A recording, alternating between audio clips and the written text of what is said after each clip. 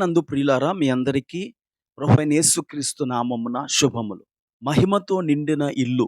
నేటి వాగ్దానము యోహాను సువార్త 3 అధ్యాయము 16వ వచనం. దేవుడు లోకమును ఎంతో ప్రేమించెను, కాగా ఆయన తన అద్వితీయ కుమారుని ద్వారా పుట్టిన వాని యందు విశ్వాసముంచు ప్రతివాడును నశింపక నిత్య జీవము పొందునట్లు ఆయనను అనుగ్రహించెను. నేటి మన దేవుని నామము న్యాయమైన న్యాయమూర్తి.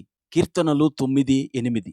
నేటి ధ్యానం కొరకు నిర్గమకాండము 40వ అధ్యాయం 34వ వచనాన్ని చదువుకుందాం. అప్పుడు మేఘము ప్రత్యక్షపు గుడారమును కమ్మగా యెహోవా తేజస్సు మందిరమును నింపెను. And the glory of the Lord filled the tabernacle. మోషే దేవునికి విధేయుడయ్యాడు.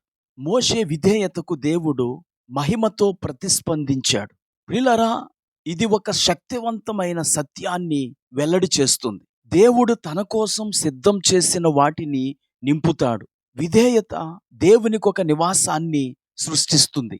ఇంతకు విషయం ఏమిటంటే, మోషే దేవునికి ఒక ప్రత్యక్షపు గుడారాన్ని నిర్మించాడు. ఆ ప్రత్యక్షపు గుడారాన్ని నిర్మించటానికి మోషే తన జ్ఞానాన్ని, చదువును ఉపయోగించలేదు. కేవలము దేవుడు ఎలా చెప్పాడో అలాగే కట్టాడు. ఐగుప్తీయులు నిర్మాణ రంగంలో ప్రసిద్ధి చెందినవారు.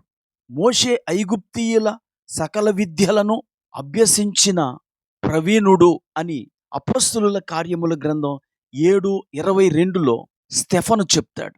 అయితే ఇక్కడ మోషే తన సృజనాత్మకతను, తన ఇష్టాన్ని ప్రత్యక్షపు గుడారపు నిర్మాణములో వినియోగించలేదు. కేవలము దేవుడు ఆజ్ఞాపించినట్లుగానే మోషే నిర్మించాడు. నిర్గమకాండము 40వ అధ్యాయం 16వ వచనం. మోషే ఆ ప్రకారము చేసెను. యెహోవా అతనికి ఆజ్ఞాపించిన వాటన్నిటినీ చేసెను, అలాగుననే చేసెను. మొదటిగా విధేయత దేవునికి ఒక నివాస స్థానాన్ని నిర్మిస్తుంది. యోహాను సువార్త 14వ అధ్యాయము 23వ వచనంలో యేసు ప్రభువారు ఇలా అంటున్నారు: ఒకడు నన్ను ప్రేమించిన ఎడల వాడు నా మాట గైకొనును, అప్పుడు నా తండ్రి వానిని ప్రేమించును, మేము వాని యొద్దకు వచ్చి వాని యొద్ద నివాసము చేతుము. ఈరోజు మనకు దేవుని మహిమ వాగ్దానం చేయబడింది. ఆ మహిమయే పరిశుద్ధాత్ముడు.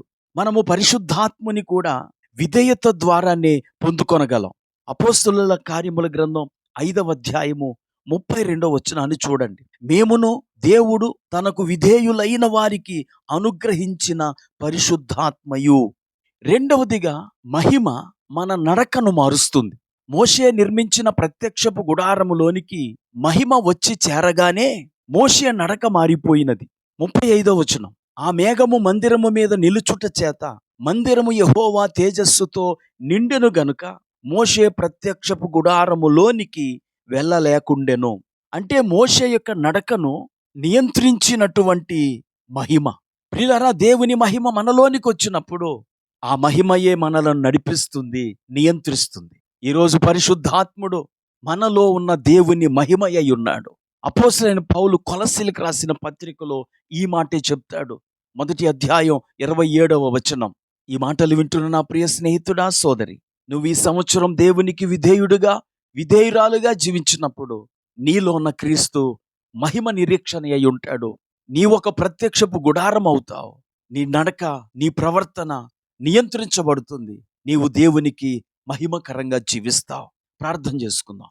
కృపా కనికరం కలిగిన మా తండ్రి, నీకు వందనాలు. ఈ మాటలు వింటున్న ప్రతి ఒక్కరూ వారిలో నీ మహిమను పొందుకొని నీ కొరకు ప్రకాశించే కృప అనుగ్రహించమని యేసుక్రీస్తు నామమున ప్రార్థించి వేడుకుంటున్నాము. ఆమేన్.